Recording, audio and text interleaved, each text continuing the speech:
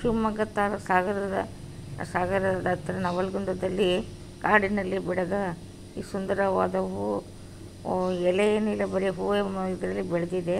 ತುಂಬ ಸುಂದರವಾಗಿದೆ ನೋಡೋಕ್ಕೆ. ಯಾವುದು ಅಂತ ಎಲ್ಲ ಹುಡುಕಿ ಸರ್ಚ್ ಮಾಡಿದಾಗ ಇದು ಸುವರ್ಣಗೆಡ್ಡೆ ಹೂವು ಅಂತ ಗೊತ್ತಾಯಿತು. ಹೂವು ಒಂದೇ ಒಂದು ಹೂವು ಬಿಡ್ತೈತೆ, ತುಂಬ ದೊಡ್ಡದಾಗಿ ಹೂವು ಬಿಟ್ಟಿದೆ. ಜೊತೆಗೆ ಅಲ್ಲಿ ದೊಡ್ಡ ದೊಡ್ಡ ಅಣಬೆಗಳು ಬಿಟ್ಟಿದ್ದಾವೆ. ಕಾಡಿನಲ್ಲಿ ಸ್ವಚ್ಛಂದಾಗಿದ್ದಾವೆ. ತುಂಬ ನೋಡೋಕ್ಕೆ ತುಂಬ ಚೆನ್ನಾಗಿದೆ. ಕಾಡಿನಲ್ಲಿ ಬೆಳೆದಿದ್ದಾವೆ, ಅದರಟ್ಕದೆ ಬೆಳೆದಿದ್ದಾವೆ. ಅಣಬೆಗಳು ದೊಡ್ಡದಾಗಿದ್ದಾವೆ ಕಾಡಿನಲ್ಲಿ.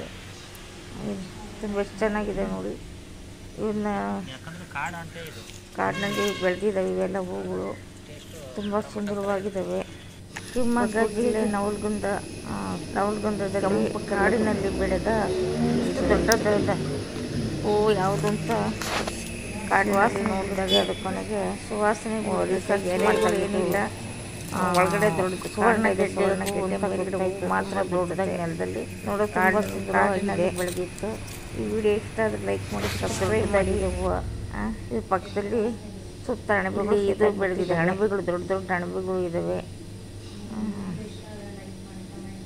ಇದು ಸಾವಯವ ಬೆಳೆದಿದೆ. ದೊಡ್ಡದಾದ ಪಿಂಕ್ ಕಲರ್ ಇದೆ ಹೂವು. ಇದು ಬೇರೆ ಥರ ಹೂವು ಅಂತ ತಿಳ್ಕೊಂಡಿದ್ದು, ಕೊನೆಗೆ ಗೊತ್ತಾಯ್ತು ಅದರಲ್ಲಿ ಗೆಡ್ಡೆ ಎಲ್ಲ ಇದೆ. ಸುವರ್ಣ ಗೆಡ್ಡೆ ಅಂತ ಗೊತ್ತಾಯಿತು. ಸುವರ್ಣ ಗೆಡ್ಡೆ ಅದನ್ನು ಕಾಡಿನಲ್ಲಿ ಅಣಬೆಗಳು ಸಹಿತ ಬೆಳೆದಿದ್ದಾವೆ.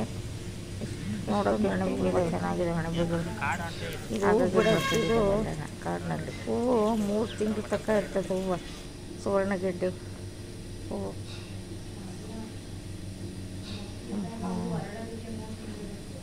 3 ಗೆಡ್ಡೆಯಿಂದ ಹೂವು ಅರಳಕ್ಕೆ 3 ತಿಂಗಳು ತಗೊಳ್ತದೆ. ಗೆಡ್ಡೆಯಿಂದನೇ ಪಿಂಕ್ ಕಲರ್ ಇದೆ. ನೋಡೋಕ್ಕೆ ದೊಡ್ಡದಾಗಿದೆ ಹೂವು, ತುಂಬ ದೊಡ್ಡದಾಗಿದೆ. ತುಂಬ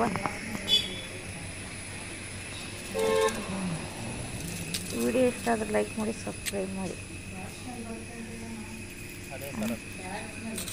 ಸ್ವಲ್ಪ ಬ್ಯಾಡ್ ಸ್ಮೆಲ್ಲು ಬರ್ತಾ ಇರ್ತದೆ. ಲೈಕ್ ಮಾಡಿ, ಸಬ್ಸ್ಕ್ರೈಬ್